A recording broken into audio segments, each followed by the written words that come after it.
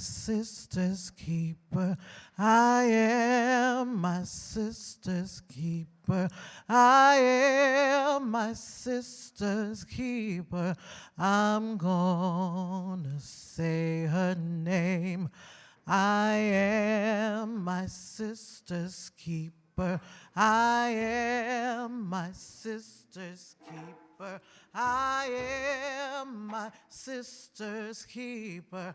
I'm gonna say her name. I am my sister's keeper. I am my sister's keeper.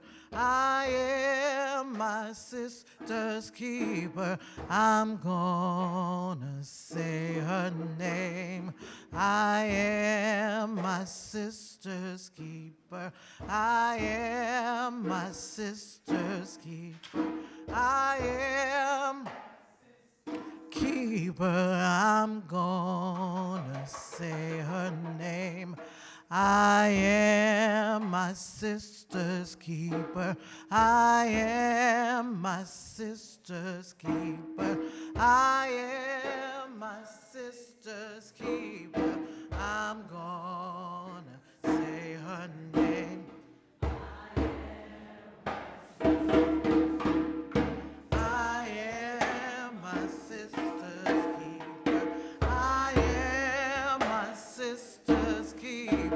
I'm gonna say her name. I am my sister's keeper. I am my sister's keeper. I am my sister's keeper. I am my sister's keeper. I am my sister's keeper. I am my sister's keeper. I'm gonna say her name. I am my sister's keeper. I am my sister. I am. I'm gonna say her name. I am. Oh, I am. I am. I'm gonna say her name. I am my sister's keeper. I am my sister's keeper. I am my sister's keeper. I'm gonna. I am my sister's keeper. I am my sister's keeper. I am my sister's keeper.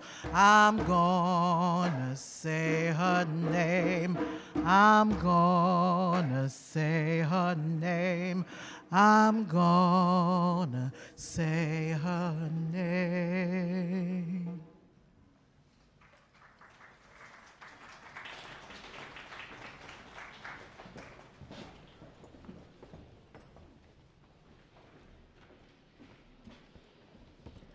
Good evening.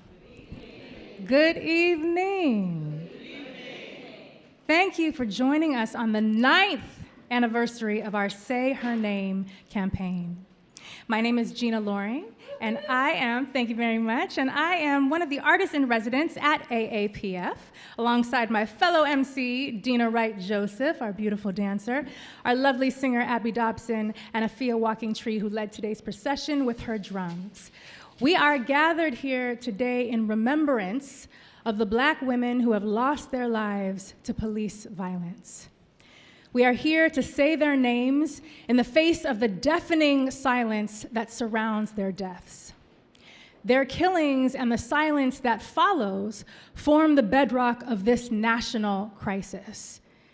These compounding factors go hand in hand in punctuating the pain of their family members, many of whom are here with us now in honor of their loved ones. We are so honored to have many of you with us here this evening. This year, our anniversary is entitled Black Women's Stories of Police Violence and Public Silence, takes its name from the title of the recently published book co-authored by Professor Kimberly Crenshaw, the African American Policy Forum, and members of the Say Her Name Mothers Network. The words of Fran Garrett, Sharon Wilkerson, Valerie Carey, Gina Best, Rhonda Dormius, Cassandra Johnson, Jennifer Johnson, Maria Moore, Ashley Carr, Amber Carr, and Deborah Shirley form the backbone of this book. So it's their words, their writing, their truths. The book builds on the work and research of the Say Her Name campaign since its inception in 2014. The statistics surrounding the killing of Black women in this country are alarming. Black women and girls as young as 7 and as old as 93, I'm gonna say that again, as young as 7 and as old as 93 have been killed by police.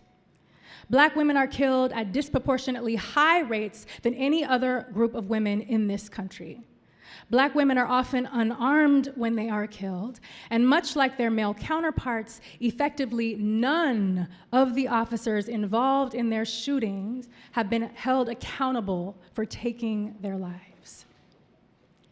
To take us back to the birth of this movement, I will now turn it over to our very own Kimberly Crenshaw, Executive Director and co-founder of the African American Policy Forum. She will read an excerpt from the book she co-authored entitled Say Her Name, Black Women's Stories of Police Violence and Public Silence.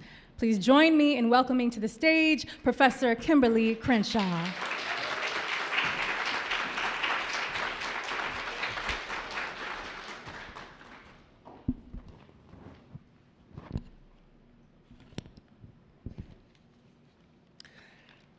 I am standing in an air-conditioned auditorium thinking about Michelle Cusseau and the countless other Black women killed by the police whose deaths no one was paying attention to. My audience on this balmy spring day is mostly made up of public interest lawyers, students, and faculty.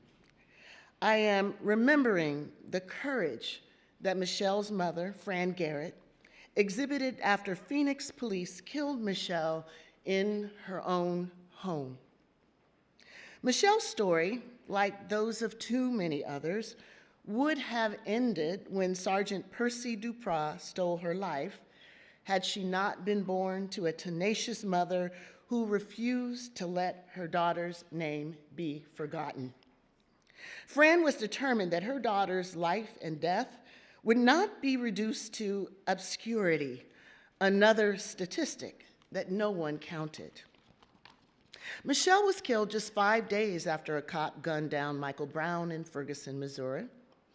After seeing the community protests taking shape there, Fran decided to march Michelle's casket to Phoenix City Hall.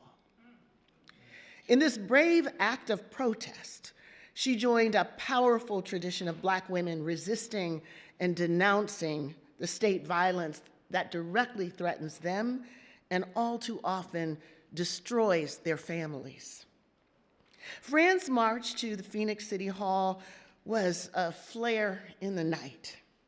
Fran's radical act, literally placing her daughter's casket at the door of municipal power, not only demanded that Michelle be seen, but also rendered the police killings of other Black women visible.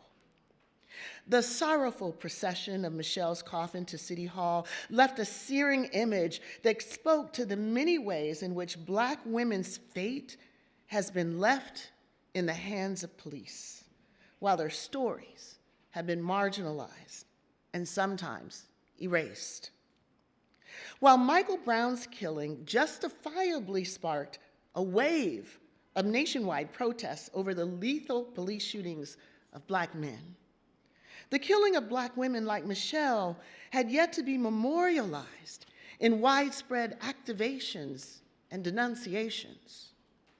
Fran offered a powerful and moving witness to the fact that Black women were also losing their lives in circumstances that spoke to the disregard of Black life and family bonds.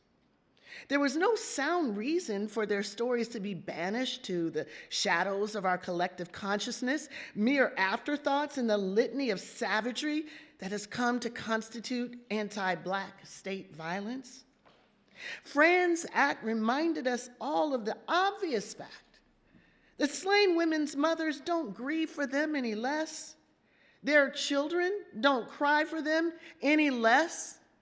Their siblings don't mourn them any less, and we should not protest their killings any less than we do the killings of their brothers, their fathers, and their sons. 6 months later, as I look out at the audience, I wonder who among them will know Michelle Cusseau's name? Would they know of any other daughters who were stolen like Fran's was? Or was the erasure of these horrific losses difficult to interrupt because of the reflexive ways that the very notion of anti-Black police violence defaults almost exclusively to our endangered sons? To make the patterns of erasure visible and audible, I invite the audience to join me in doing something new. I ask those audience members who are able to do so to stand. I tell them, when you hear a name you don't recognize, take a seat and remain seated. I promise to invite the last person standing to tell the seated audience what they need to know about the person whose name no one else recognized. Then, I call out the names, slowly, deliberately, and loud enough for even those seated in the very back of the auditorium to hear. Eric Garner, Mike Brown, Tamir Rice, Philando Castile, Freddie Gray. I'm always a bit surprised when one or two people don't recognize even those first few names, but fewer than a handful have taken their seats by the time I lift up Freddie Gray. The vast majority of people recognize these men, and they know the common risks that link their fates. They are Black and did not survive an encounter with police. I pause for a moment and ask the audience to look around.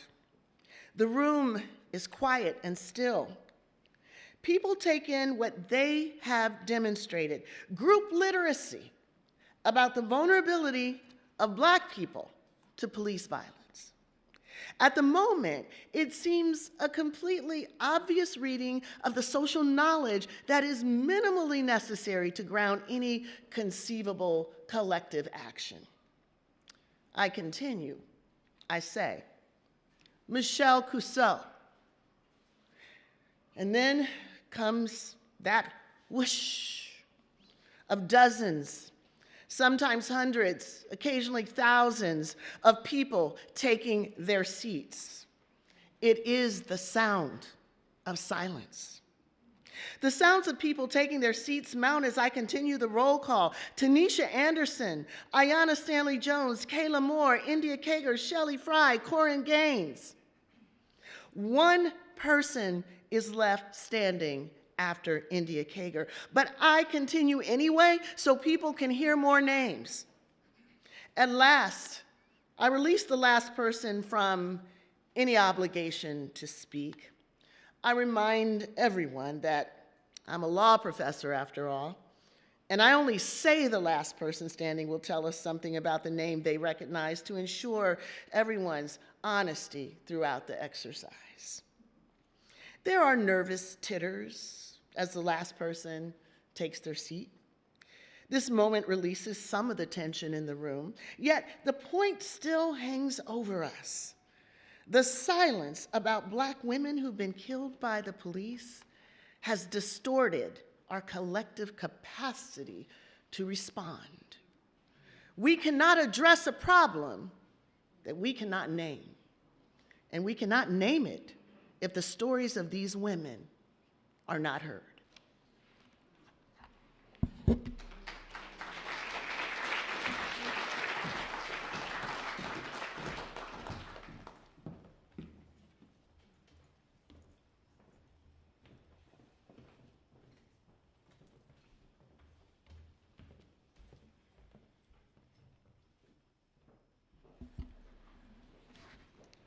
Thank you, Professor Crenshaw, for taking us back to the genesis of this movement with a clarion call of how to break the silence by bearing witness.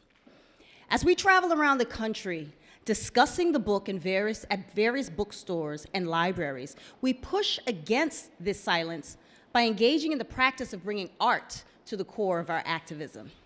As artists in residence at the African American Policy Forum, this work is particularly meaningful for us. Today, you'll see renderings of the work of the Say Her Name campaign in visual form, in live readings of excerpts from the book, in dance, in poems, and in song.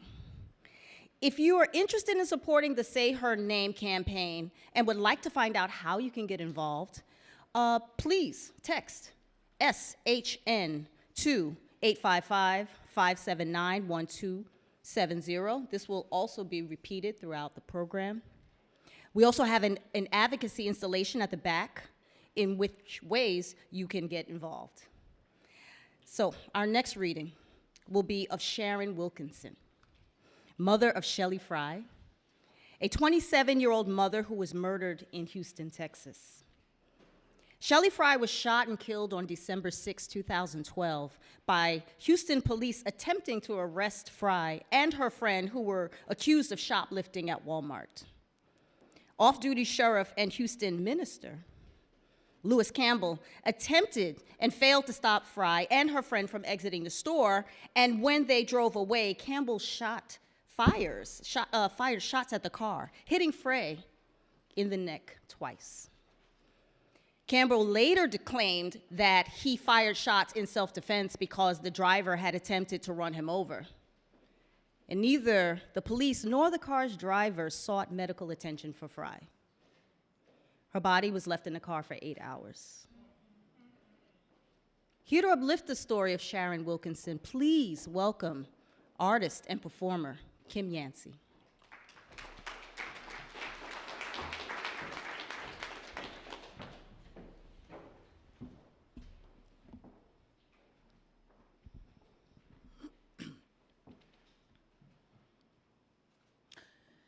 Shelley died in 2012. And I got the call from Say Her Name in 2014. So that was 2 years. I didn't have any support. I've met so many women through Say Her Name that have lost daughters, who have left grandkids behind. That's the hardest part of it. What do you tell these kids when they are too young to understand? The 2-year-old would say, "When is Mama coming to get us?" Well, we all waiting for her to come through the door. But she's never coming through the door. I still feel like I'm babysitting sometimes. I sit there and it's like, okay, when is she coming? When's she gonna call? Our daughters were taken from us. Our whole world changed. They weren't just murdered, they were taken, and we can't get them back. They can't come back. Now, you did more than just murder her. You took a part of us, something we birthed, we carried for 9 months. You just came and snatched it away from us like nothing. You know what I'll never understand is why he had a gun in the first place. I doubt they have armed security guards in Bloomingdale's. What was so serious about the situation that he had to shoot? What was so urgent? It's not like they had stolen the Mona Lisa or something. It wasn't that serious. They get into the car where their 2 young children are waiting for them. And as they start to drive off, an armed security guard shoots twice into the front window, striking Shelley in the neck. And hours later, she is pronounced dead. Now, I've wondered about the guard dog who killed Shelley. Walmart lapdog is more accurate. Lewis Campbell. Reverend Lewis Campbell, he turned out to be. Found out he has a church in Houston, a killer and a minister. You know, I wonder, Reverend Campbell, what scripture you will quote when you meet your maker. How you will explain to God that when he told you to feed and care for our children, you chose to kill them instead with a Bible in one hand and a gun in another. Oh, I pray that I don't have to wait that long to see you pay. Oh, yes, each day I pray on it. But if I do have to wait to see it, Lord knows I want a front row seat on that judgment day just to see Shelley open up that gate and kick your sorry ass right into hell. For killing Shelley and for not having 1 ounce of compassion for any of us left behind.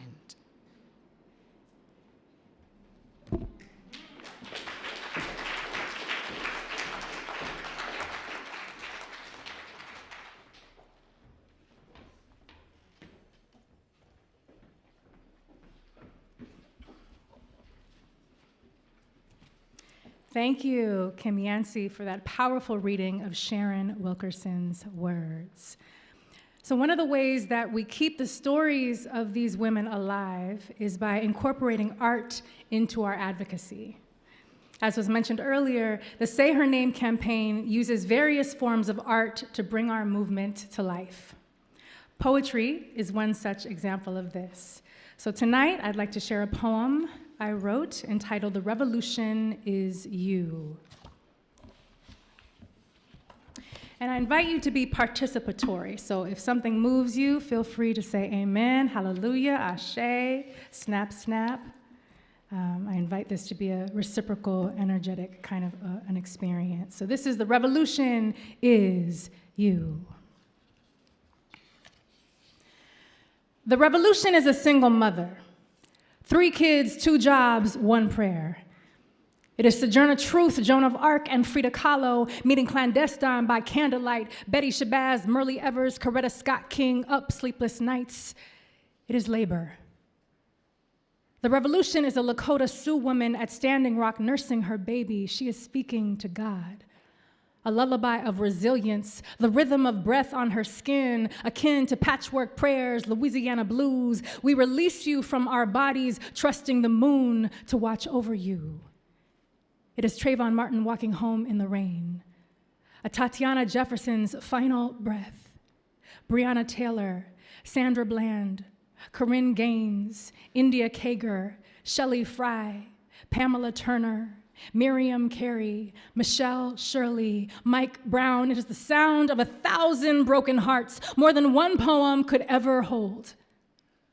Parents burying their babies is unnatural, ungodly, like bigotry, like bullets. The revolution knows the underbelly of all that is broken and bare, understands we must uncloak ourselves and be made again of spun light. Reroute this blood in divine alignment, live out loud, make of this life a river of stars unleashed. Speak. The revolution is every grandmother, sister, daughter who held you before you even took form, rocked you in our arms before you could speak or walk or write. But the world will not magically change overnight. No one will right these wrongs for you.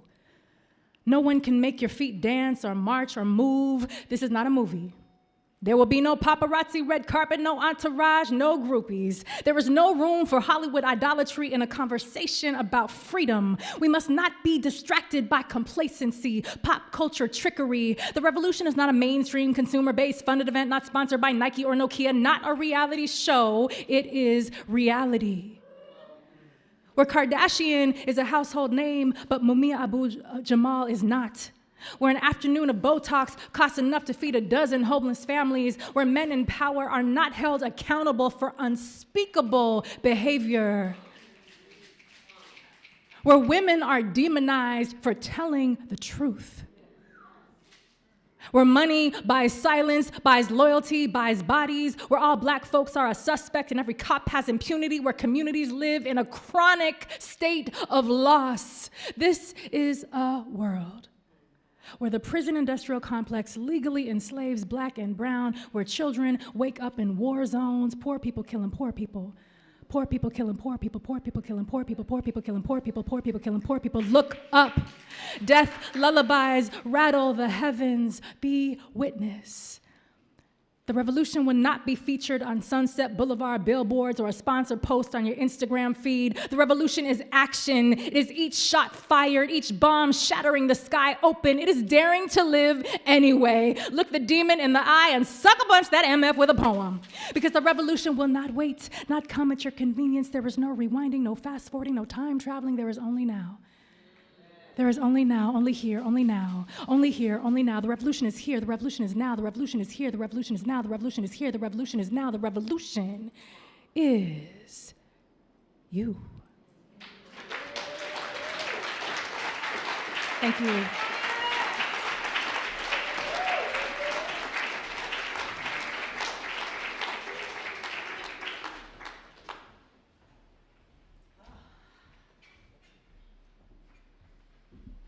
Thank you, Gina, for sharing those words with us and illustrating so potently how poetry can be a connective avenue in our advocacy work. In the wee hours of October 12th, 2019, 28-year-old Atatiana Jefferson was shot in her home by a police officer in Fort Worth, Texas. A neighbor had called the non-emergency line to do a welfare check on her house when they spotted her doors open. Former Officer Aaron Dean and his partner showed up at 2 in the morning to scope out her home without identifying themselves as police. Atatiana was playing video games with her nephew Zion when she heard noises coming from the backyard. So she picked up her legally owned firearm and went to check it out. And at 2:25 a.m., Dean shot a single shot through her window. Half an hour later, she was pronounced dead at the scene. In a rare case of institutional accountability, Dean was found guilty of manslaughter on December 15th, 2022. Tonight, we honor the story of Atatiana Jefferson. Actors Stacey Sargent and Pernell Walker will be reading an excerpt from the book from Atatiana's sisters, Amber and Ashley Carr. Please welcome Stacey and Pernell to the stage.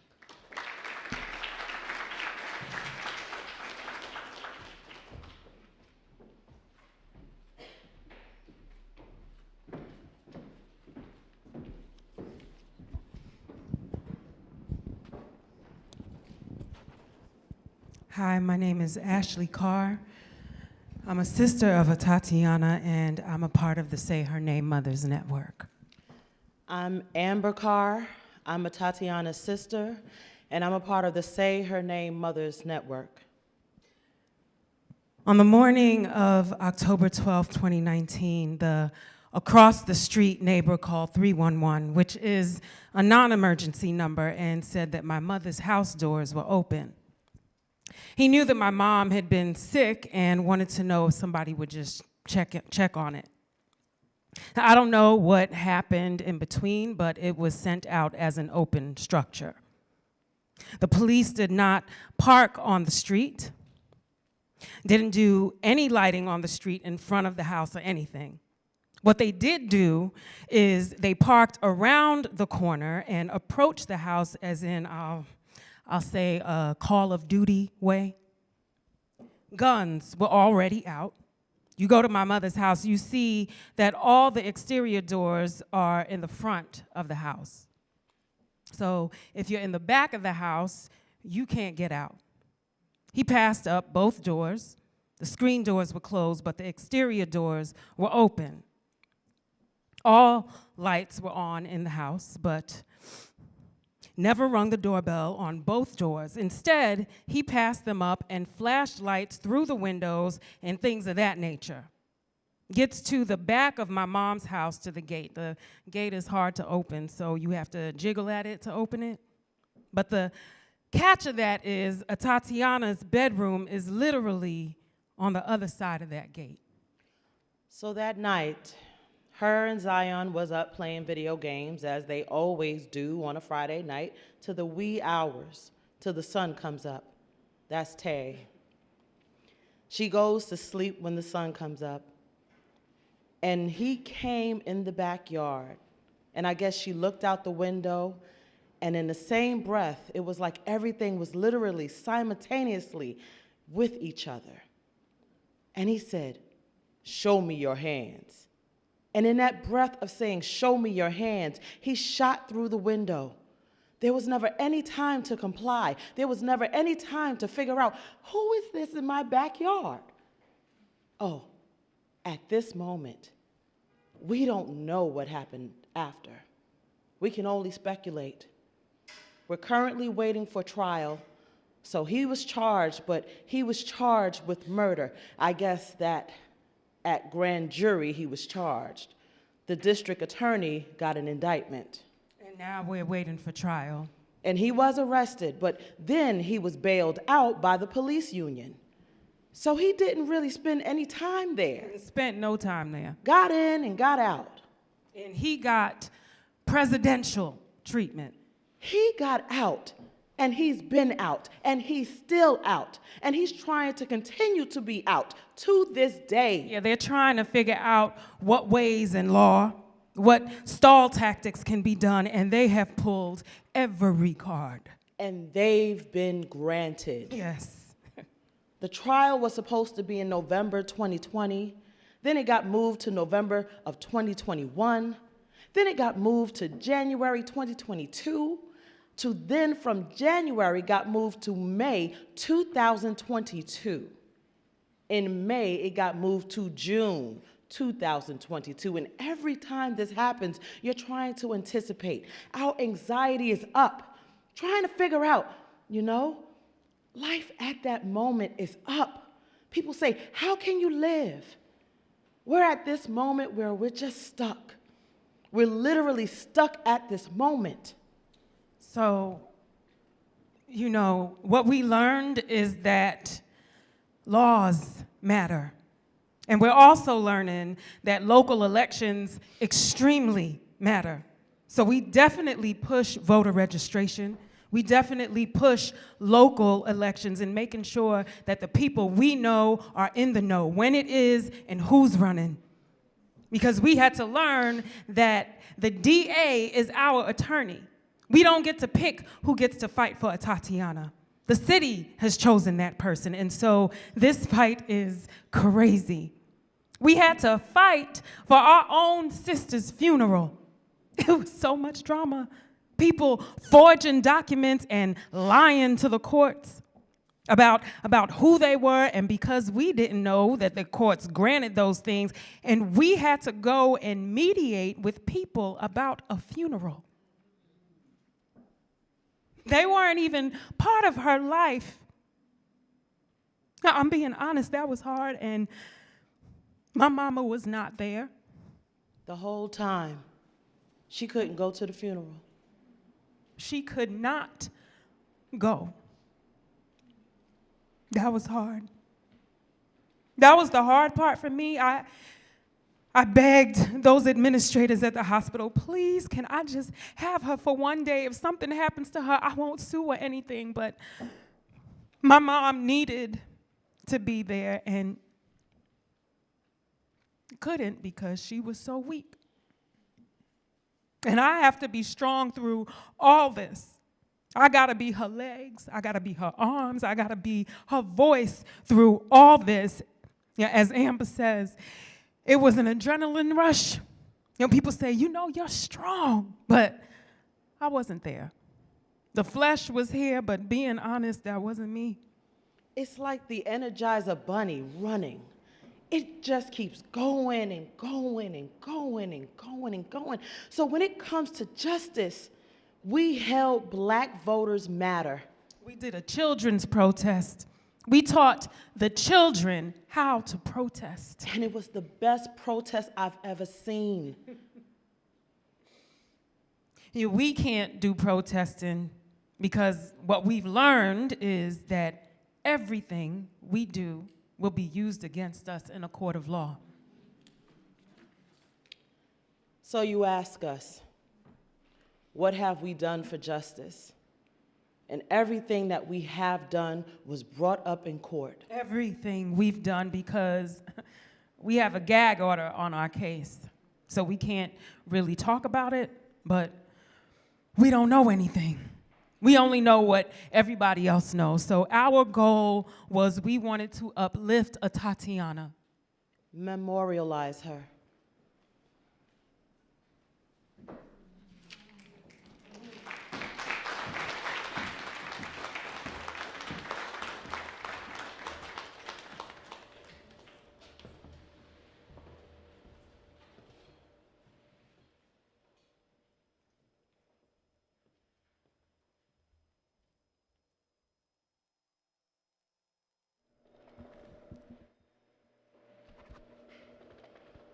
Thank you, Stacy and Purnell, for reading those words from Ashley and Amber Carr, which impel us to move forward in action.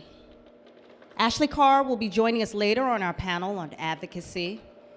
And now I'd like to welcome back Professor Crenshaw to share more about what we hope to accomplish with this book and commemorate some of the mothers and sisters we have lost. Dr. Crenshaw.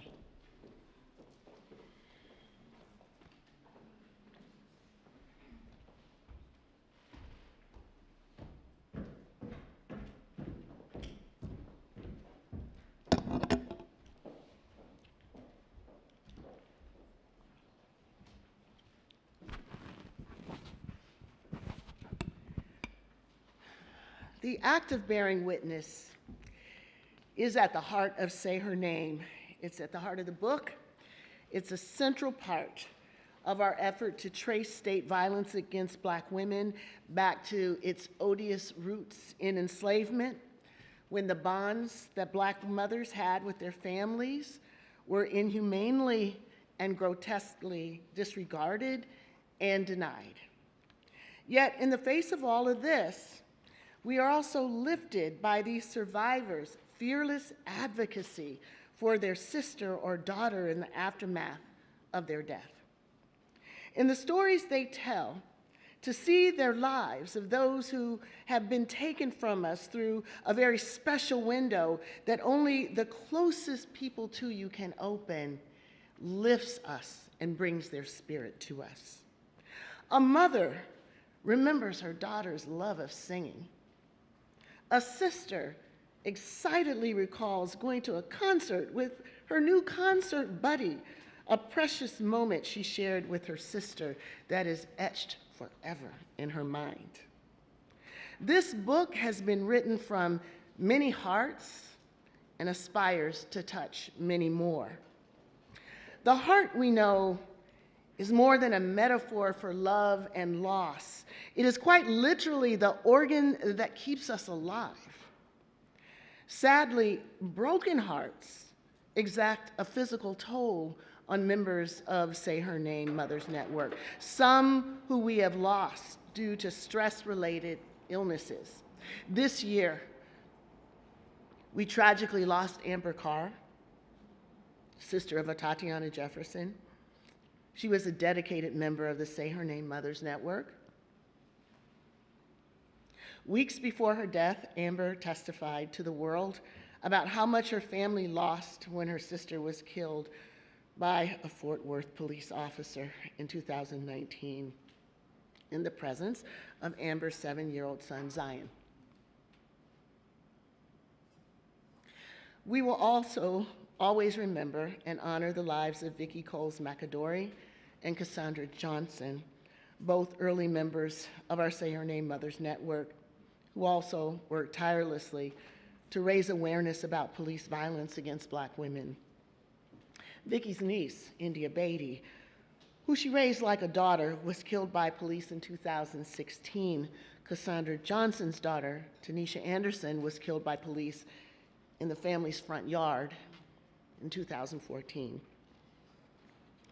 We are reminded over and over again that when Black women are killed by the police, when they are taken from this earth, the hole that is left in their absence is unfillable.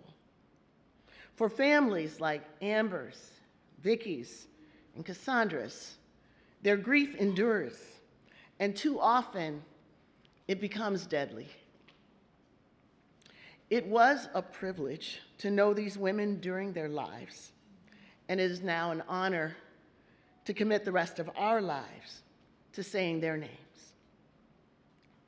As we mourn these lost lives, our movement continues the essential work of raising awareness by bearing witness. I would now like to introduce a video which encapsulates a little bit more about what this past year has been for the Say Her Name movement as we took this book across the country.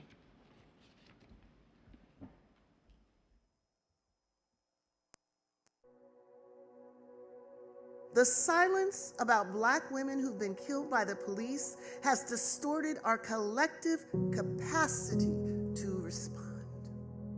Say Her Name, it's the breaking of the silence.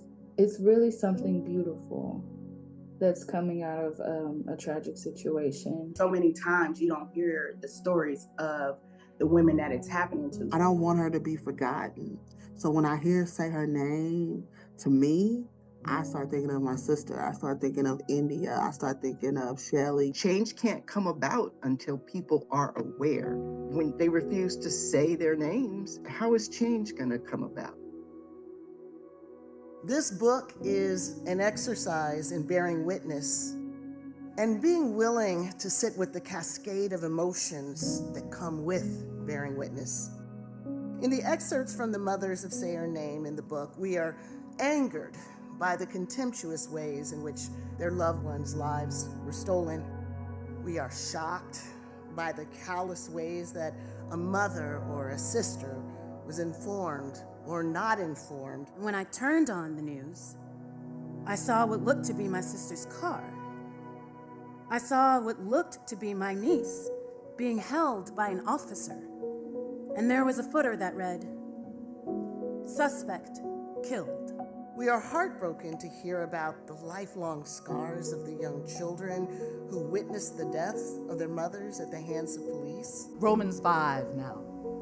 He's got complete hearing loss in the left ear from the flashbang. We are frustrated by the compounding losses and institutional betrayal. In September 2016, an internal police investigation concluded that Officer Ruby, who had previously been involved in a fatal shooting, was justified in shooting Corinne Gaines.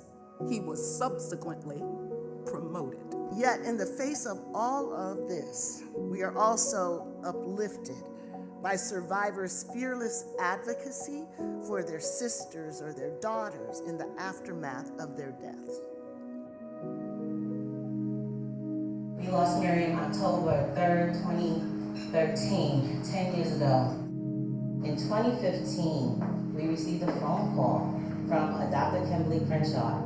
Really just wanted to amplify the women who have been killed by police. There was a group of us, and Sharon was there with me, and that was the launch of the Say Her Name campaign. How can you demand justice if you don't know the names? How can you tell their stories if you've never heard it? At 2:15, we are going to go out to release Butterflies in Miriam's name. We would say her name 5 times for each time she was shot. Say her name. Mary.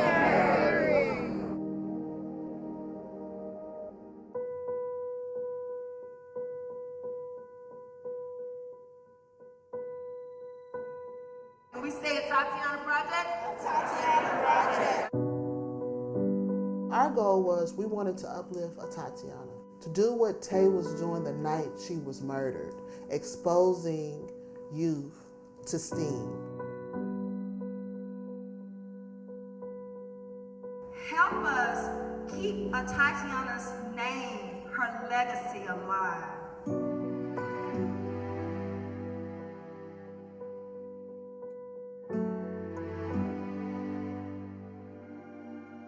Being a part of the network, it allows me to be able to smile at times, because sometimes you don't want to smile and you feel guilty for smiling. We cry together, we laugh together, and then we strategize and advocate together.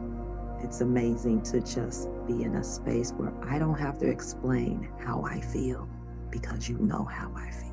Because sometimes you can be in the space with these women and there's no words that need to be said. Like, you're just filling up the space with each other because we all know what it is. I did not know how much it would have an effect on my life as far as the decisions I make, the books that I read, the way I choose to act on Michelle's behalf. It's just opening like a flower. We can't be quiet.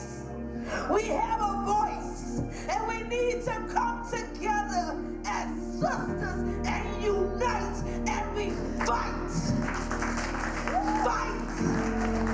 Fight. We gon' fight.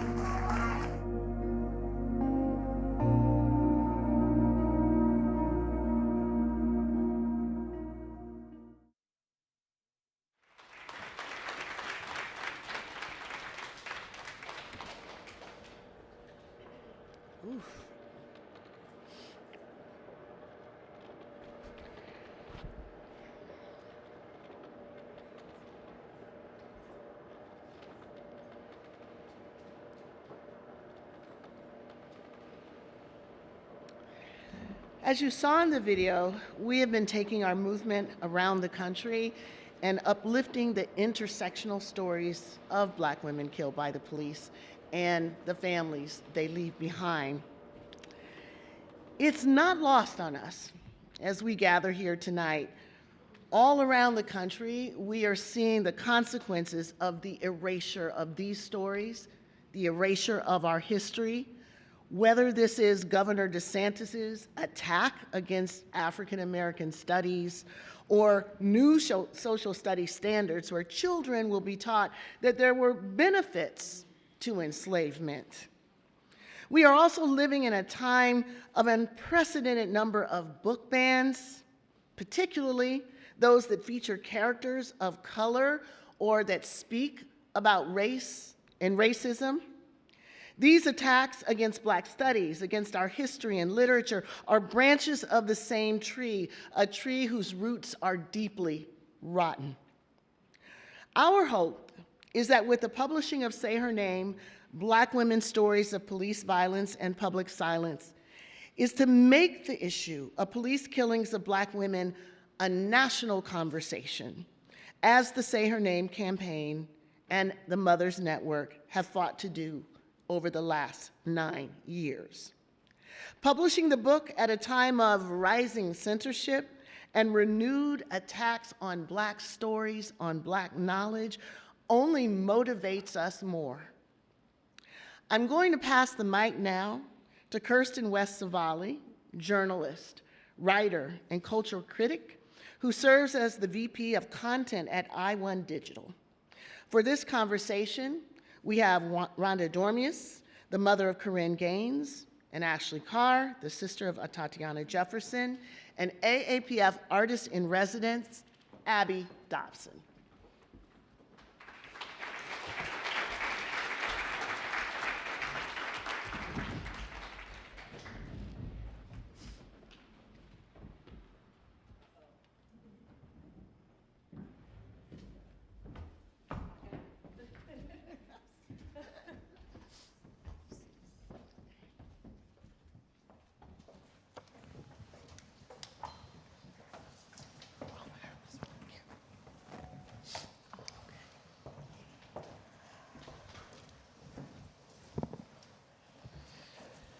How's everyone? Thank you all for joining us tonight. As Kimberly said, my name is Kirsten Westavali, and I will be moderating our conversation. On stage, I have members of the Say Her Name Mothers Network. Tonight, we want to consider the ways in which we keep the demand for justice alive in our hearts, spiritually, politically.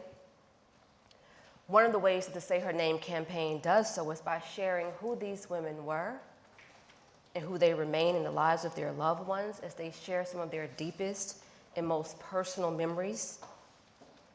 These reflections are what the book captures so evocatively I would like to welcome Rhonda and Ashley for joining us today, not only as a mother and sister of the Say Her Name Mothers Network, but as co-authors of this important book. Rhonda, you have been on a number of the book stops so far, where you have heard your words from the book spoken. We saw a bit of that in that video. So often in media, people say that words are flat, right? But we know that words can sing, they can dance, they can create breath, they can create space. Mm-hmm. How was it for you to see your words used in such a powerful way? Well, for me to see my words used to amplify my child's demise, state-sanctioned demise, it motivated me to continue to fight because the numbers are being added to, and so we need a multitude of family members, mothers, sisters, to be out here uplifting our girls. You know, if we don't do it, who will? Absolutely. You know, so just being there and seeing the people wanting to know what our stories are, it was very emotional for me, like for most of us. You know, we just need to have our girls amplified and recognized because their lives definitely mattered. I think one of the things we often face is that women in this movement are positioned as victims by proximity, right? Like who we are as mothers or lovers or partners to men and not as victims ourselves of police violence. So I can imagine what it must be like to not only hear your words, Ashley, but also your sister Amber's. Why was it important for both of you to memorialize a Tatiana, your Tay, in that way?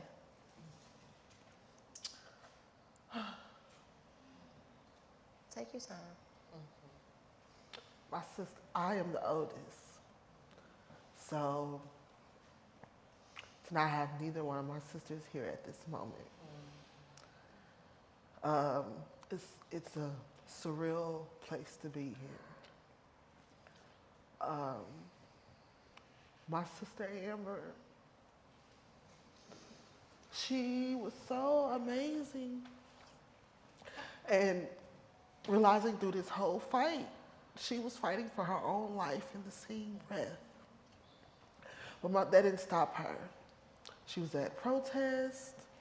She was, you know, always amplifying stuff for other people because she knew that, you know, us together made us stronger. Hearing my sister, it was like I had a piece of her here, still here. And it helps me in this fight because this fight is so, it's taxing on your body and your mind mentally. But to know that I had her there through it all, it made me feel good so that I didn't have to fight the first part of this fight by myself. You know, there's something called weathering on, and that's the concept that explains how the impacts of racism affects Black women and makes us age faster and harms our bodies in different ways. And I can imagine that is what you're experiencing as well. Mm-hmm. Yes, I am. I'm, you know, Amber had two sons, and having to navigate. Sometimes I don't get to feel my feelings because I have to make sure that they're good all the time. And it's because our son Zion has social, emotional issues that has arrived from this. And people want to label him as a disrespectful child. And he's really just trying to figure out why his life is the way it is. So learning to have grace and also learning to know, you know, when is the right time for discipline, all this stuff, when it's no time to grieve. So when do you grieve is the question I've been asking, because I've been holding it in for the last 4 years. Professor Crenshaw, you write in a chapter of the book titled Stolen Histories that a full grasp of the historical and contemporary context of Black women's vulnerability and victimization is crucial to a thorough reckoning with anti-Black violence and its tangled, destructive legacies. We know that state-sanctioned violence and violence against Black women is mapped across our bodies in many, many different ways. Can you explain a little more what you mean by this, and why was it so important for you to center the voices of the mothers and sisters of Black women killed by police? Yeah.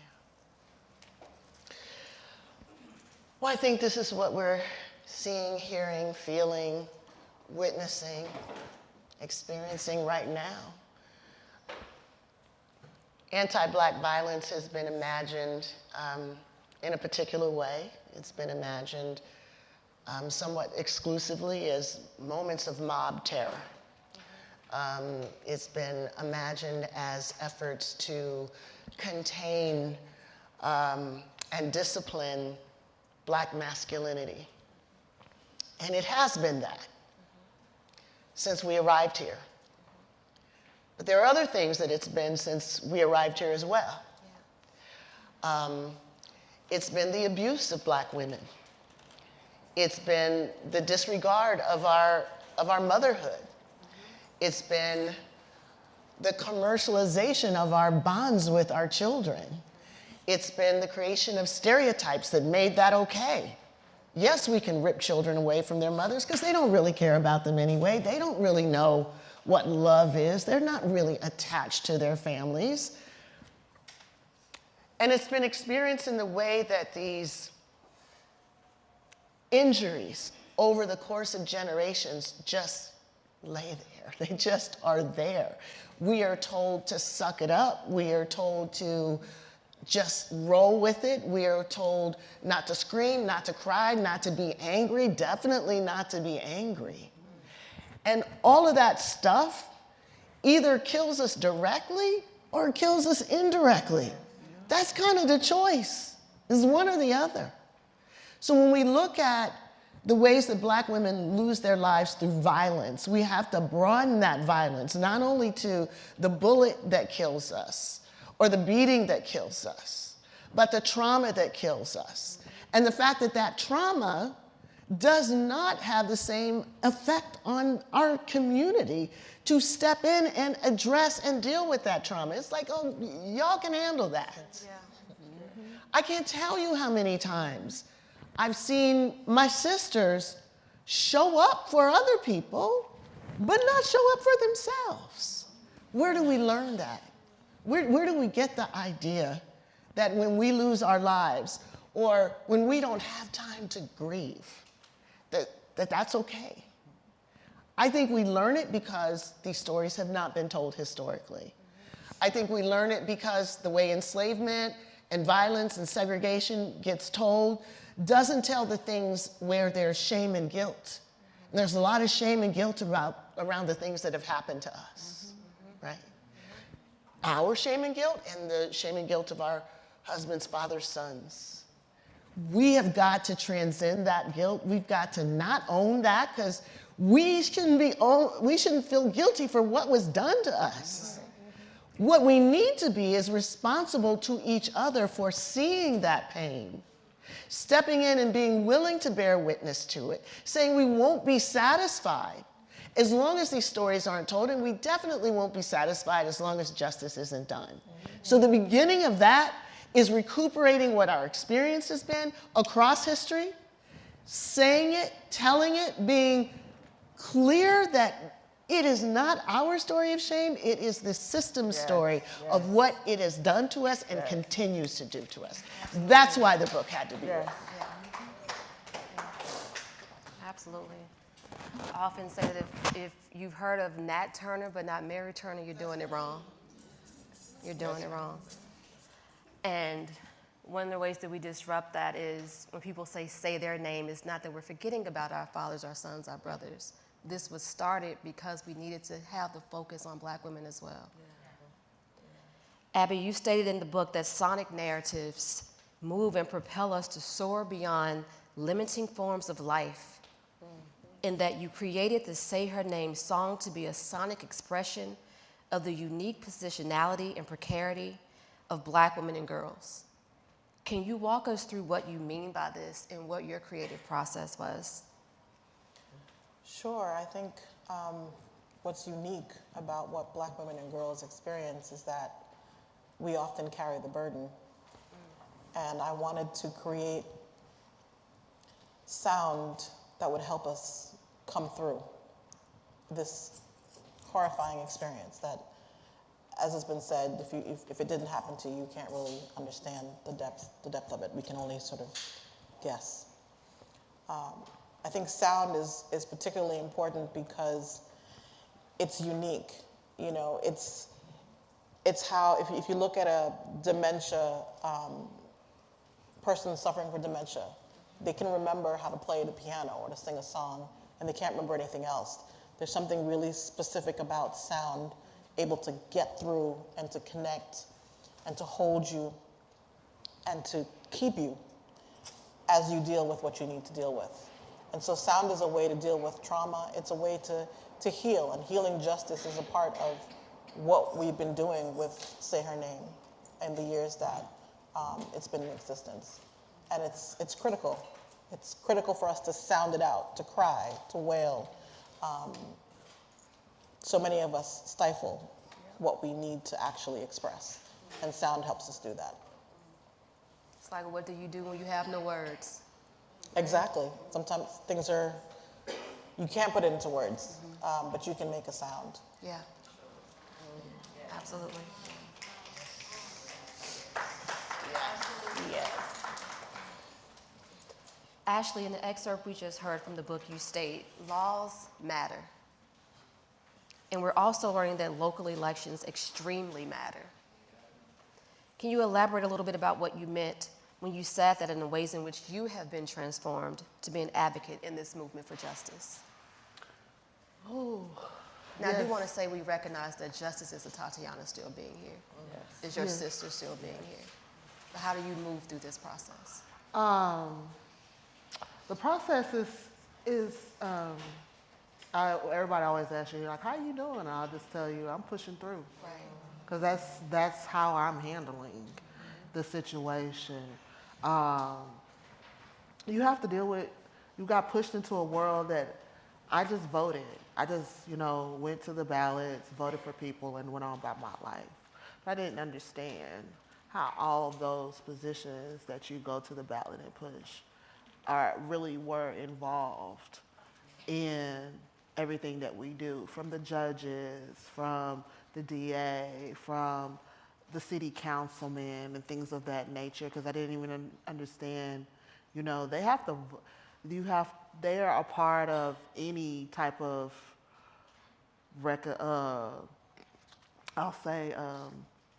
things that go involved with suing the cities and things of that nature. Then that means you have to start talking to the city managers, you have to start talking to your councilman, the mayor, things like that. And all those people are voted on.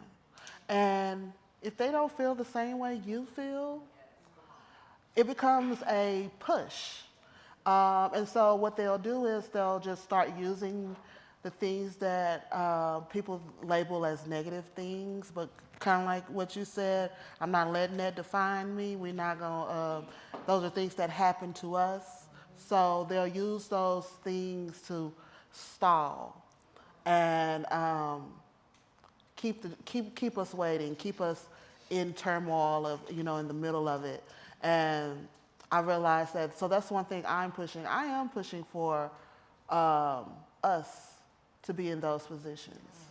We have lots of community members who are great leaders in our community, but they don't know how to navigate to get into those positions. And I feel like those are things that we need to push, because we need more of us in there, because outside protesting is good, but being at the table singing is better. Right. And as Kim kind of alluded to, we got to be real clear about who the us is. Mm-hmm. Right? Rhonda, just as an opportunity, when we think about Corinne, so much of her narrative is she was a warrior. So much of her narrative is when we talk about the system not being broken but functioning exactly as it was intended to function. We think about Corinne, who stood up for herself in those moments. Not just you, I want you to know that when her story is told, when we talk about it, that's how we think about her. Thank you. Just this past week, the Maryland Supreme Court heard arguments in the case of your grandson, Cody, who suffered life-altering injuries when his mother was killed. Yes. For those of you who don't know, qualified immunity is a judge-created rule that protects government officials, including police officers, when they are sued. In Cody's case, it is the basis of the Baltimore County Police attempting to evade accountability for the $37 million jury verdict awarded to him. Rhonda, you've spoken a bit about how this protection is unique and wouldn't apply in the job that you had as a nurse. Can you talk a bit about what and how that motivates you still to fight for justice for Corinne and Cody? You know what? I'm not going to lie. I've gotten weak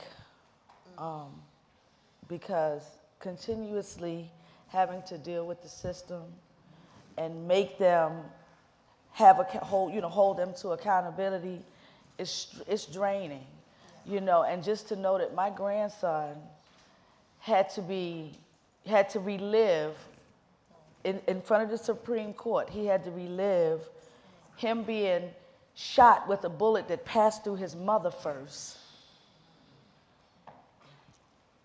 I'm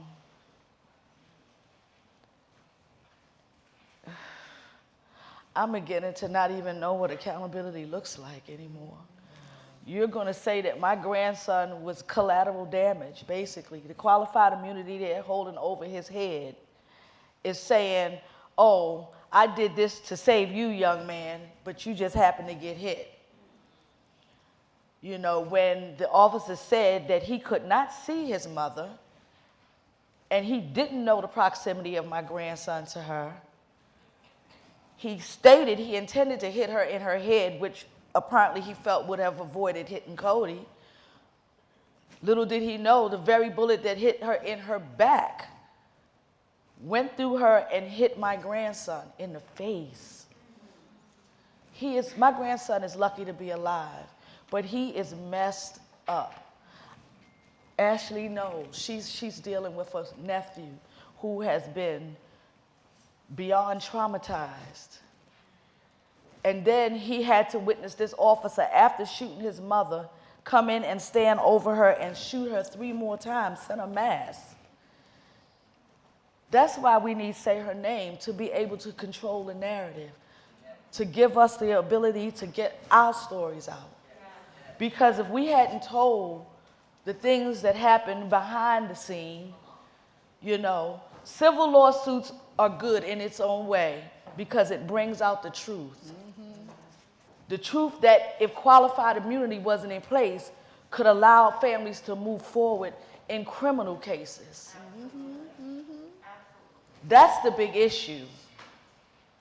We're going to hide you behind this immunity and just allow people to just willy-nilly do whatever they want. We need to fight in every state to remove qualified immunity.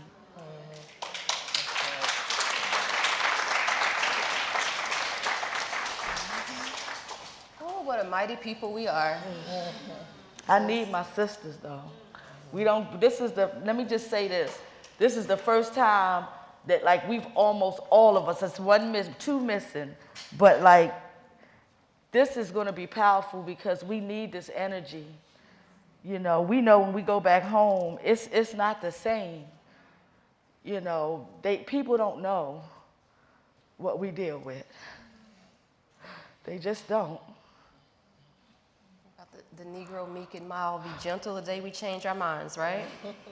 Kim, you're right, the shame is not ours. So we're going to have to wrap this up. I think that what we've heard today and what we'll continue to hear is that we need to be there for each other. We need to be there for Black women, not just in proximity to others, to men in our lives. We love them, we care about them, we cherish them, but we also have to stand up for ourselves. I want to thank all of the panelists tonight for sharing their thoughts with us. You all have been amazing and courageous. If you are interested in supporting the Say Her Name campaign and would like to find out how you can get involved, please text SHN, that's SHN, to 855-579-1270. Again, we also have an advocacy installation at the back where you can find ways in which to get involved. Thank you all so much. I'll pass the mic back to Professor Kinsella.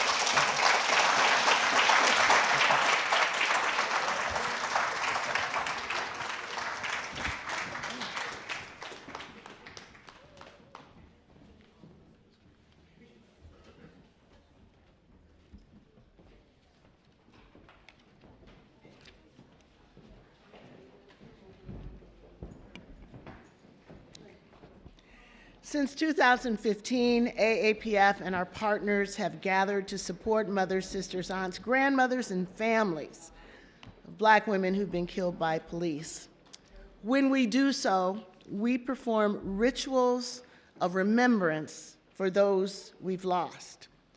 We curate community, providing resources for those directly impacted by this violence, and we demand life-affirming practice to preclude this senseless loss of life. Ritual has been at the center of our movement since our first Say Her Name vigil in New York's Union Square, where the light of these women's lives and the meaning of justice for their families took center stage. These ceremonies, invocations, and meditations are powerful actions through which each one of us shares the responsibility of remembrance and stewardship. Our intention is to bear witness, to counteract the erasure that keeps these tragedies out of public memory and that leaves their families holding what we have called the loss of the loss. By bearing witness to their stories and sharing what you've learned with your family and friends, you can play a critical role in breaking the ripples of silence surrounding the police killings of Black women, and in doing so, turning the tide of racial injustice in this country once and for all. We will now begin our Say Her Name call and response ritual. Abby Dotson will now join us again to sing the song that she wrote for the campaign. I will be joined on the stage by staff, board members, and friends of AAPF. We will read each woman's name out loud and ask that you repeat the name back. On your seats, you have a card with the name of a Black woman who has been killed by police. As directed by staff, please leave your card at your seat and go to a staff member. These are all of the people in black, and there is a bowl. And from that bowl, you will receive a cloth. They will hand the cloth to one of our readers, who will read the name out loud, and we will all repeat the name twice. You will then take your piece of cloth to the back of the room and hang it on the large tapestry on the wall. We have staff members to support you in this process. And if you are willing, a staff member will hand you an additional piece of cloth, and we will repeat the process until all of the names are read.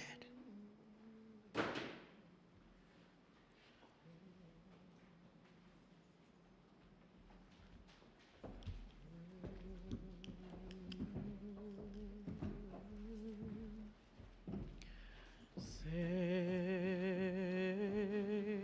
her name, all the names I cannot. Latoya Greer, say her name.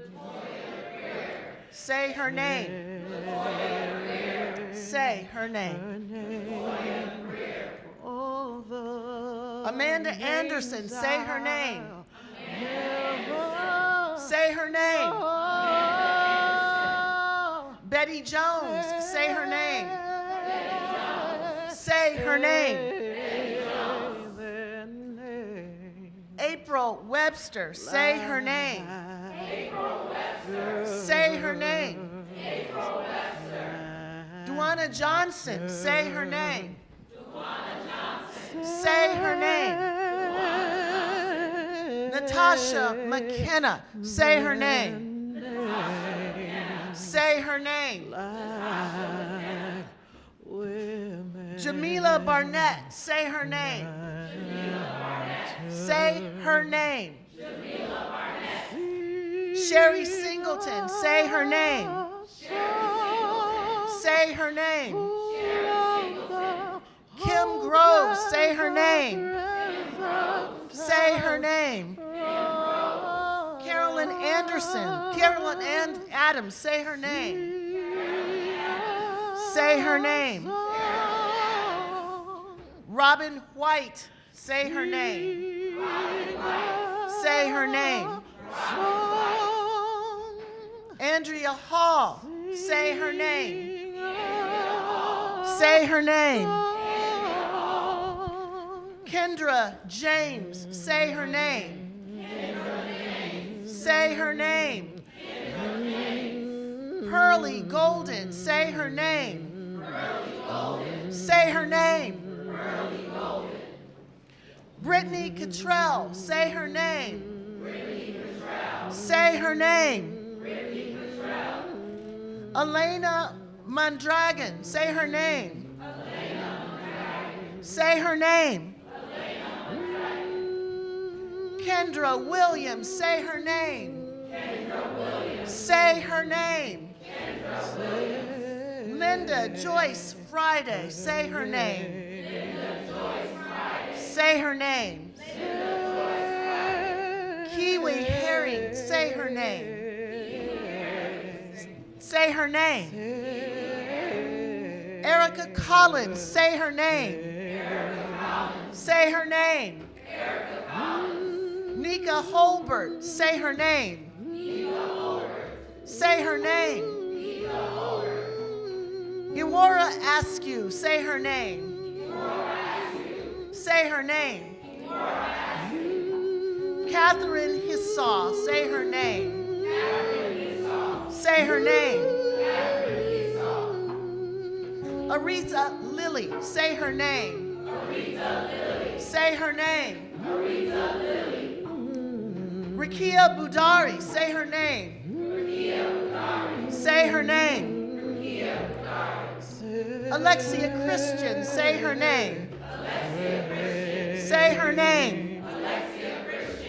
Denise Hawkins, say her name. Say her name. Eleanor Bumpers, say her name. Say her name. Catherine Johnston, say her name. Say her name. Annette Green, say her name. Annette Green. Say her name. Annette Green. Martha Donald, say her name. Martha Donald. Say her name. Martha Donald. Danette Daniels, say her name. Danette Daniels. Say her name. Danette Daniels. Sierra Lee, say her name. Sierra Lee. Say her name. Sierra Lee. Teresa Brooks Africa, say her name. Teresa Brooks Africa. Say her name. Teresa Brooks Africa. Barbara Dawson, say her name. Barbara Dawson. Say her name. Barbara Dawson. Dorothy Williams Johnson, say her name. Dorothy Williams Johnson. Say her name. Dorothy Williams Johnson. Gwenya McMillan, say her name. Say her name. Kayam Livingston, say her name. Say her name. Sanji Taylor, say her name. Say her name. Takia Young, say her name. Say her name. Taisha Miller, say her name. Say her name. her name. Say her name. Cora Bell Jones. Say her name. Say her name. Sakiba Jackson Oluwa Namwe. Say her name. Say her name. Denise Gay. Say her name.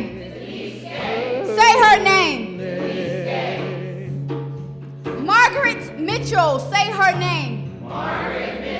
Say her name. Talia Barnes. Say her name. Say her name.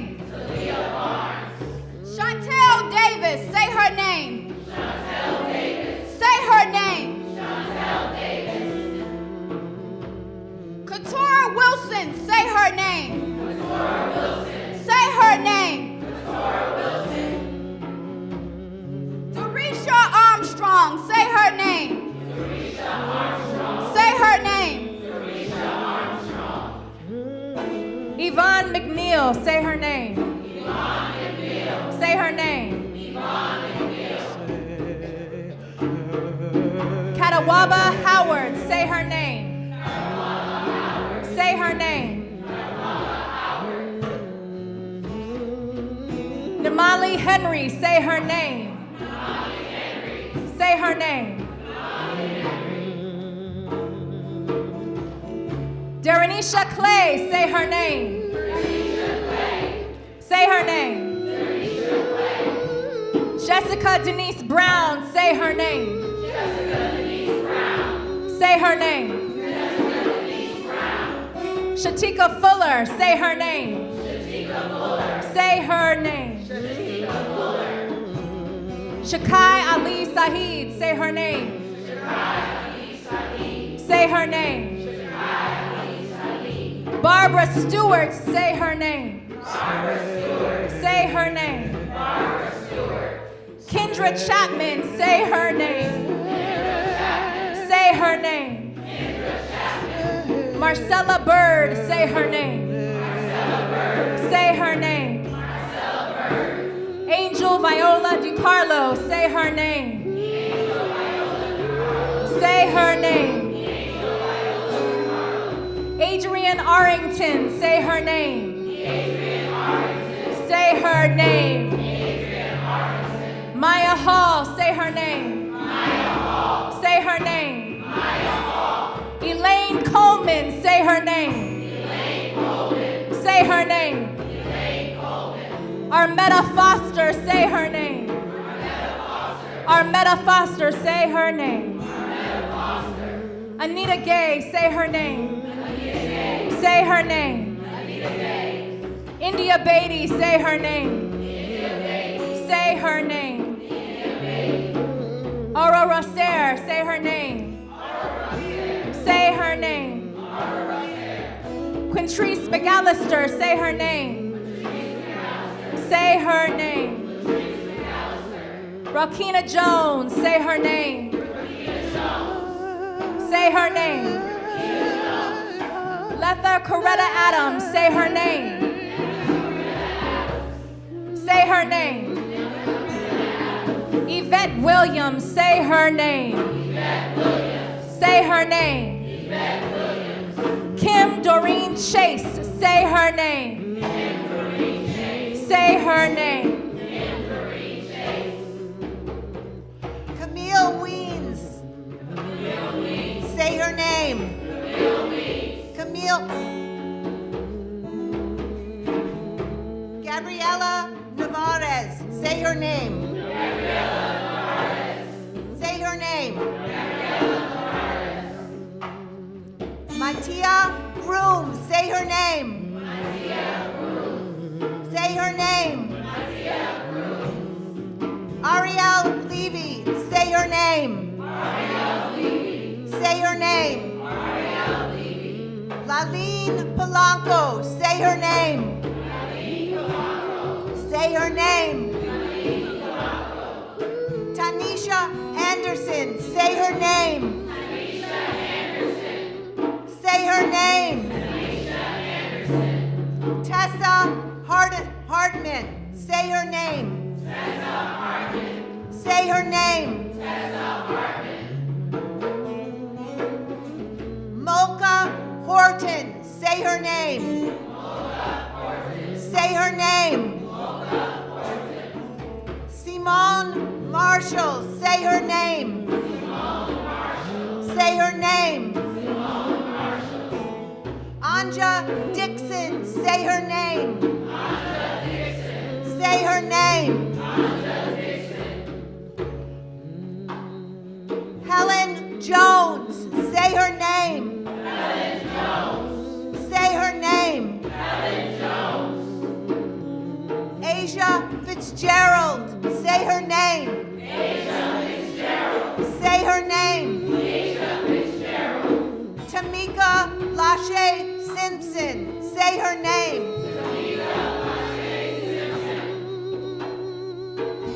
Lori Jean Ellis, say her name. Say her name. Talana Salisha Kane, say her name. Say her name. Lawana Phillips, say her name. Say her name. Charmel Edwards, say her name. Say her name. Barbara Lassier, say her name. Say her name. DeWanda Peterson, say her name. Yawanda Peterson, say her name.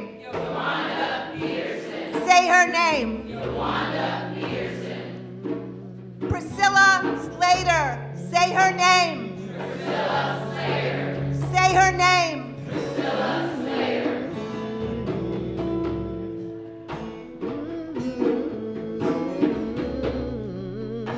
Denise Michelle Washington, say her name. Denise Michelle Washington. Say her name. Denise Michelle Washington. Alicia Thomas, say her name. Alicia Thomas.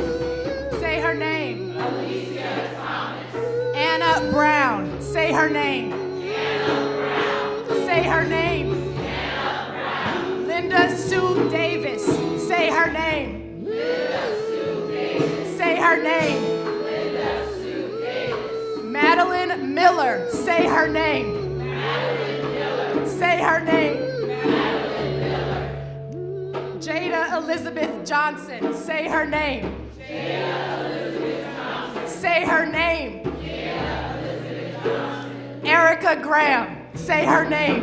Erica Graham. Say her name. Erica Graham. Janet Wilson, say her name. Janet Wilson. Say her name. Janet Wilson. Tiffany Eubanks, say her name. Tiffany Eubanks. Say her name. Tiffany Eubanks. Brenda Williams, say her name. Brenda Williams. Say her name. Brenda Williams. Latasha Nicole Walton, say her name. Natasha Nicole Walton. Say her name. Natasha Nicole Walton. Angelique Stiles, say her name. Angelique Stiles. Say her name. Angelique Stiles. Summer Marie Lane, say her name. Summer Marie Lane. Say her name. Summer Marie Lane. Tina Davis, say her name. Tina Davis. Say her name. Tina Davis. India Cummings, say her name. India Cummings. Say her name. India Cummings. Deborah Danner, say her name. Deborah Danner. Say her name. Deborah Danner. Carolyn Moran Hernandez, say her name. Carolyn Moran Hernandez. Say her name. Carolyn Moran Hernandez. Shirley Andrews, say her name. Shirley Andrews. Say her name. Shirley Andrews. Sandy Gardelia, say her name. Sandy Gardelia, say her name. Sandy Gardelia.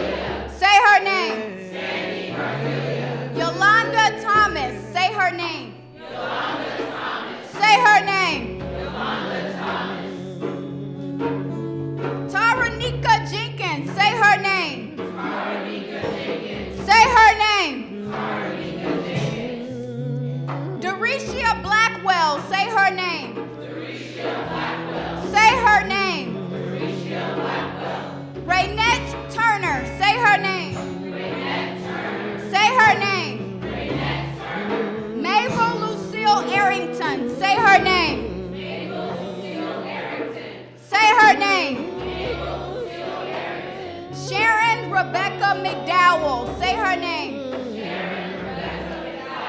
Say her name. Delisha Africa, say her name. Say her name. Martina Brown, say her name. Say her name. Alicia McCullough, say her name. Say her name. Aaliyah Mariah Jenkins, say her name. Carrie Ann Hyphen, say her name. Say her name. Yvette Smith, say her name. Say her name. Monica Goods, say her name. Say her name. Renee Davis, say her name.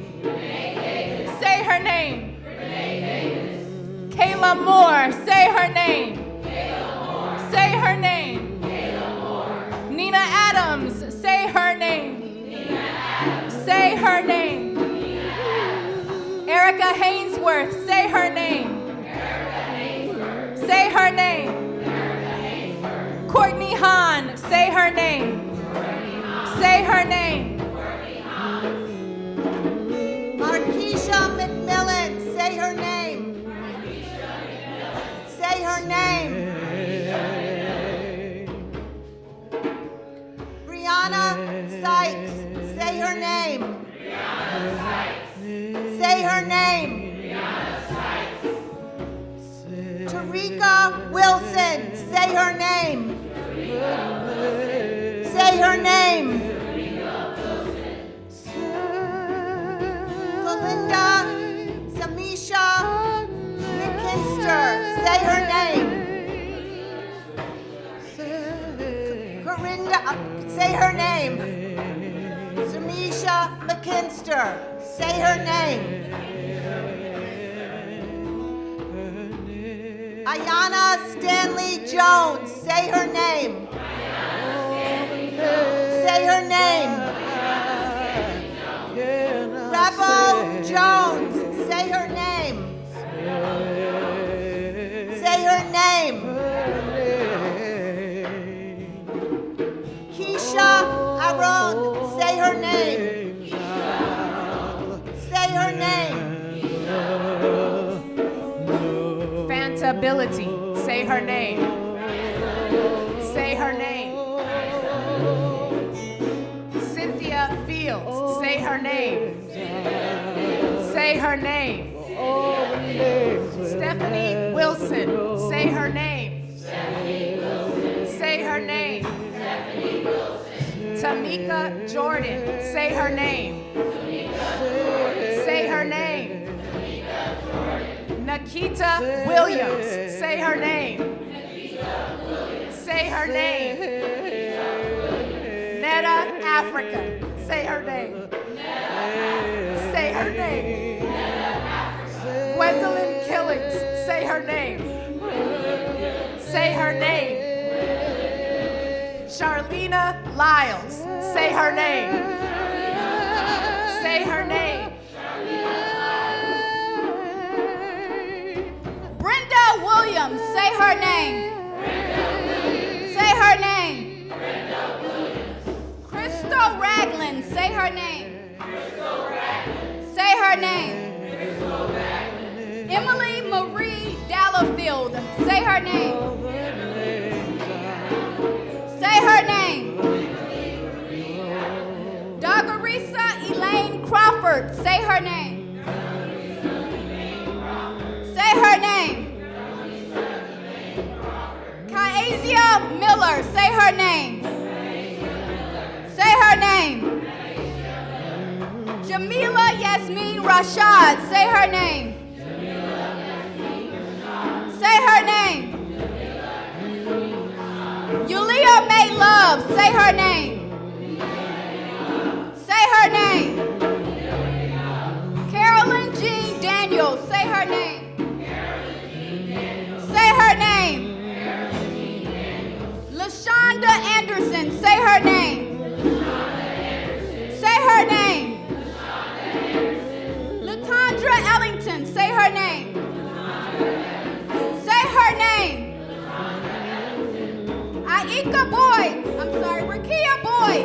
her name.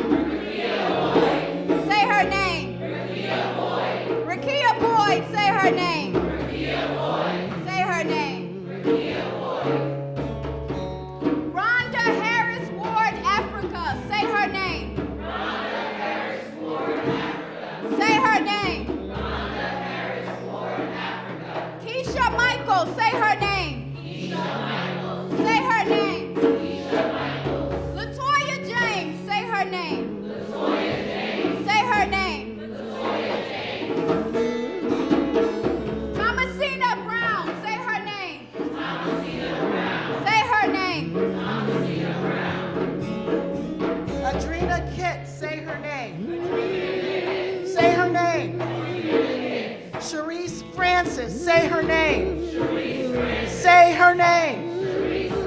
Eleanor Northington, say her name. Say her name. Michelle Cousseau, say her name. Say her name. Fabricia Gaynor, say her name. Say her name. Janice Stevens, say her name. Say her name. India Nelson, say her name. Say her name. Joyce Cornell, say her name. Say her name. Brianna Greer, say her name. Say her name. Latanya Haggerty, say her name. Say her name. Shanique Proctor, say her name. Say her name. Darnisha Harris, say her name. Say her name. Waukesha Wilson, say her name. Say her name. Alteria Woods, say her name. Say her name. Marnell Valerial, say her name. Varnell Valerial, say her name. Janisha Fonville, say her name. Say her name. LaRonda Sweat, say her name. Say her name. Frankie Perkins, say her name. Say her name. Melissa Williams, say her name. Say her name. Desaria Whitmore, say her name. Say her name. Makia Bryant, say her name. Say her name. Ladamorian Hall, say her name. Say her name. Alkita Walker, say her name. Say her name. Geraldine Townsend, say her name. Say her name. Shayla Ridgway, say her name. Say her name. Crystalline Barnes, say her name. Say her name. Adebusola Taru, say her name. Say her name. Jessica Williams, say her name. Say her name.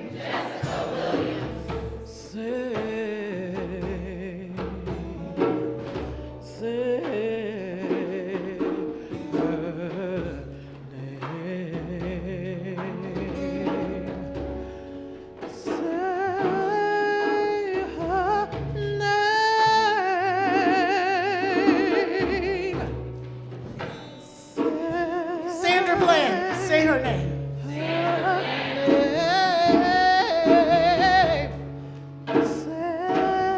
Breonna Taylor, say her name.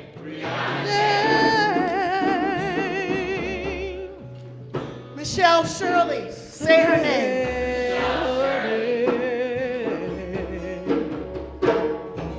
Pamela Turner, say her name.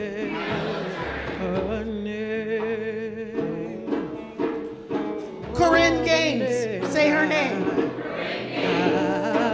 I cannot say. Miriam Carey, say her name.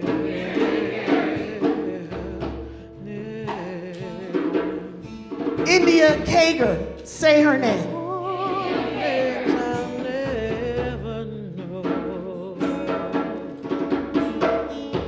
Shelley Fry, say her name. Say her name. Tatiana Jefferson, say her name. Say her name.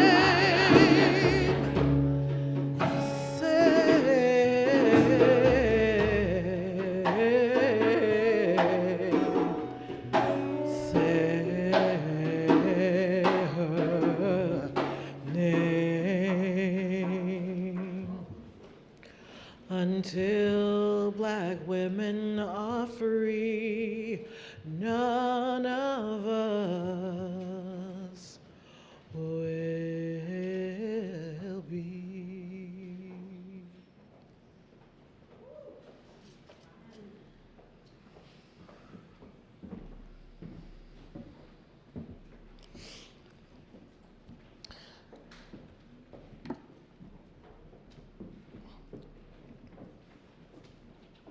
Thank you all for joining us in that ritual. It is the center of our movement and our commitment to bear witness.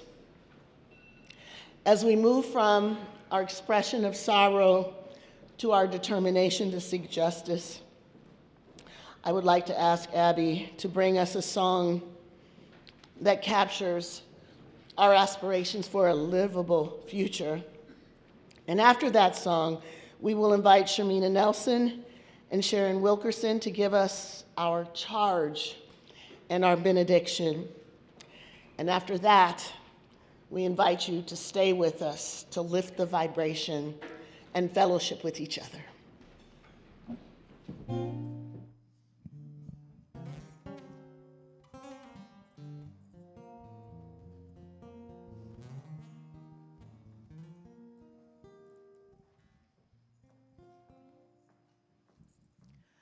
I wish I knew how it would feel to be free.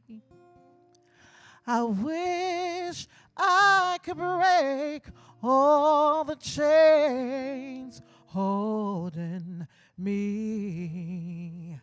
I wish I could say all the things that I should say. Say 'em loud, say 'em clear, for the whole round world to hear. I wish I knew how it would feel to be free. I wish I could break all the chains holding me. I wish I could say all the things that I should say. Say 'em loud, say 'em clear, for the whole round world to hear. I wish I could share all the love that's in my heart. Remove all the bars that keep us apart. I wish you could know what it means to be me. Then you'll see and agree that everyone should be free. I wish I could give all I'm longing to give. I wish I could live like I'm longing to live.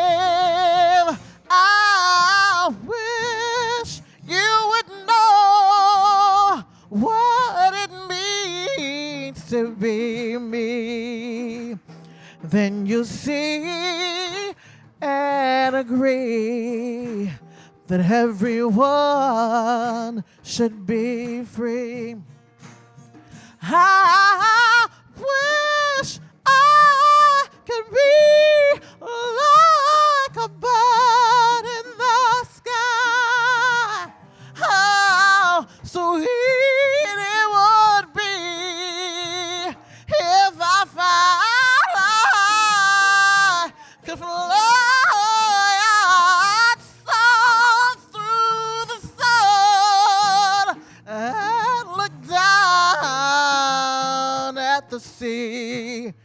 And I'll sing 'cause I know. Yeah, I'd sing 'cause I know. Yeah, I'll sing 'cause I know how it feels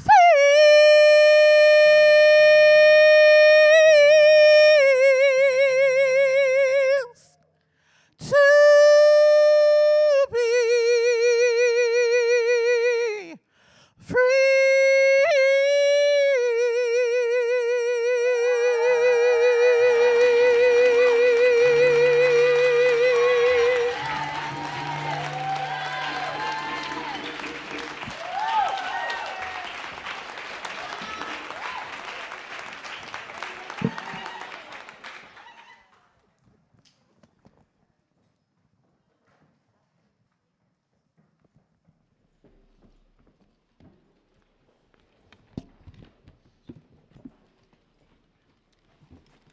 Good evening, everyone.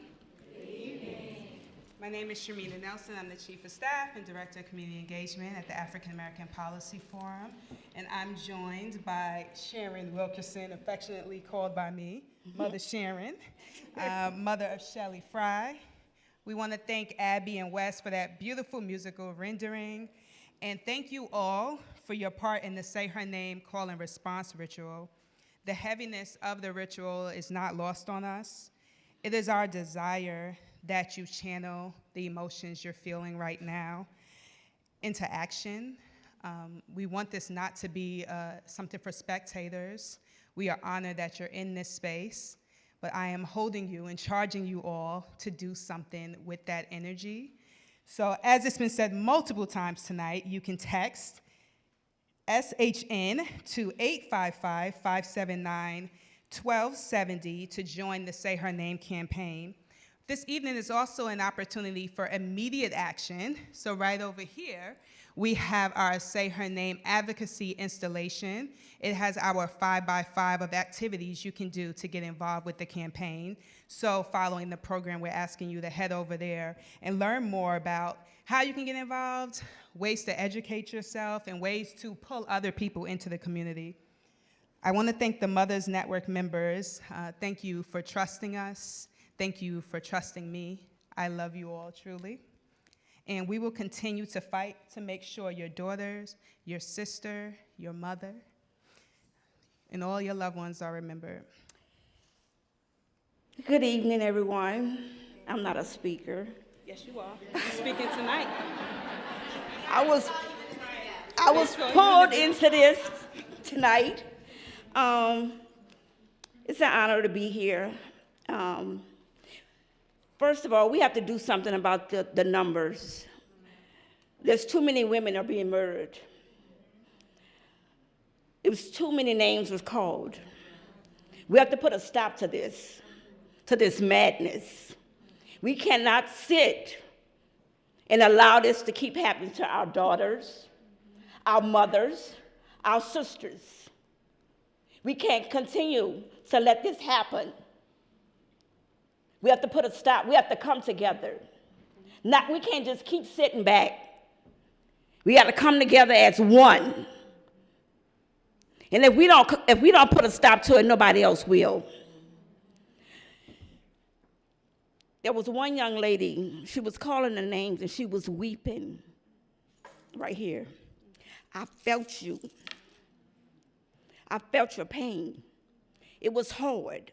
You wasn't the only one, but I zoomed in.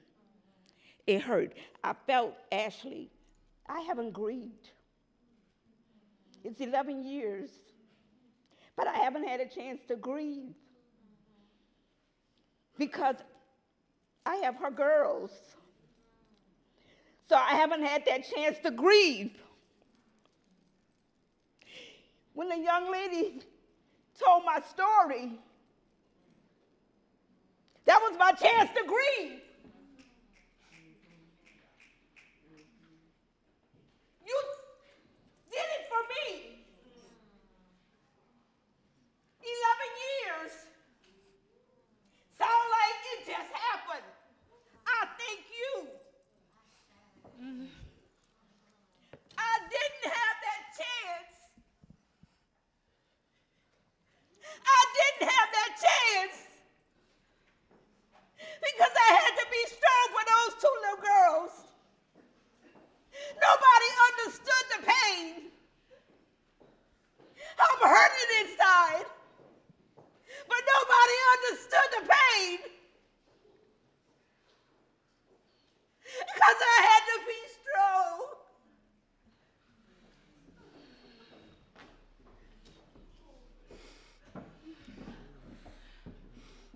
I had to be strong for everybody. But nobody was strong for me.